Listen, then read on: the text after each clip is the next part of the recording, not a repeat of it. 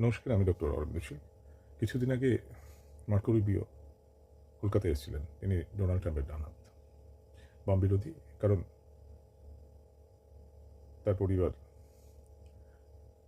Cuba থেকে পালিয়ে, বাম শাসিত কিউবা থেকে পালিয়ে আমেরিকায় আশ্রয় নেয়।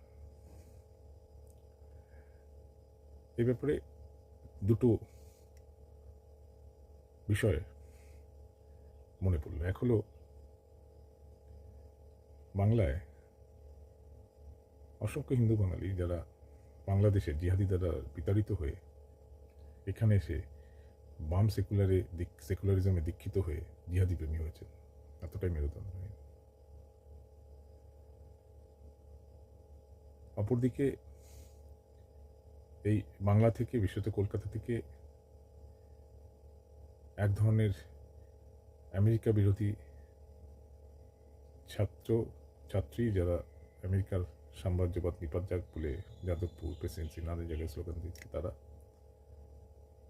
আমেরিকায় চাকরি সূত্রে যান, নাগরিকত্ব নেন এবং স্থায়ীভাবে বসবাসী হন।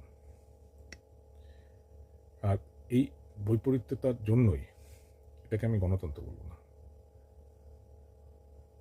কন্ট্রাডিক্টরি প্রিন্সিপাল, এই বৈপরীত্যতার জন্যই আজকে আমেরিকার এই যে সমস্যা ঘনীভূত হয়েছে তার কারণ। যাই হোক, অনেকেই বলেন যে ইভাঞ্জেলিস্টদের খুশি করার জন্য তিনি এসেছেন। এরা কলকাতায় এসে তিনি মাদার টেরেসার সংস্থায় যোগাযোগ করেন।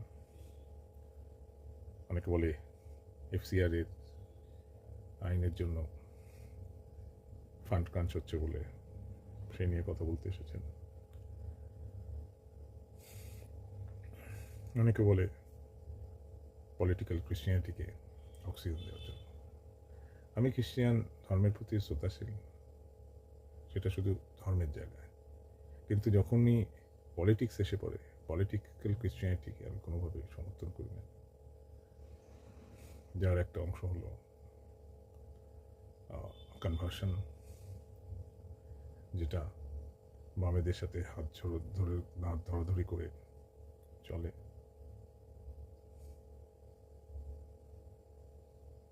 যে মঞ্চটা অনেকে বলে দেশ বিরোধী শক্তির সাথে যুক্ত, ডিভিসি ফোর্সের সাথে, হিন্দু সমাজকে ভঙ্গুর করার জন্য।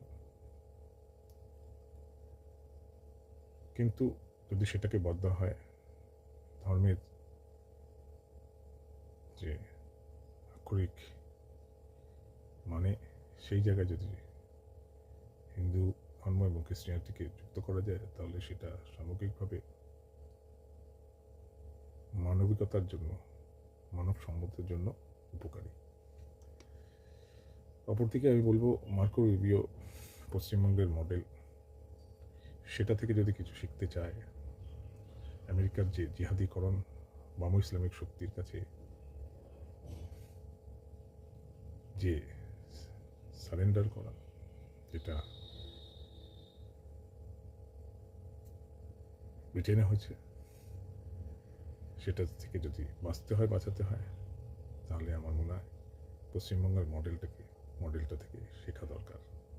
আর সেই কারণেই বোধহয় ট্রাম্প পশ্চিমবঙ্গে এই রাজনৈতিক পালাবদলকে সমর্থন করে কনগ্রাচুলেশন পাঠিয়েছেন মোদিজিকে এবং বাংলাকে। ধন্যবাদ। এখানেই শেষ করলাম। ভেবে দেখবেন।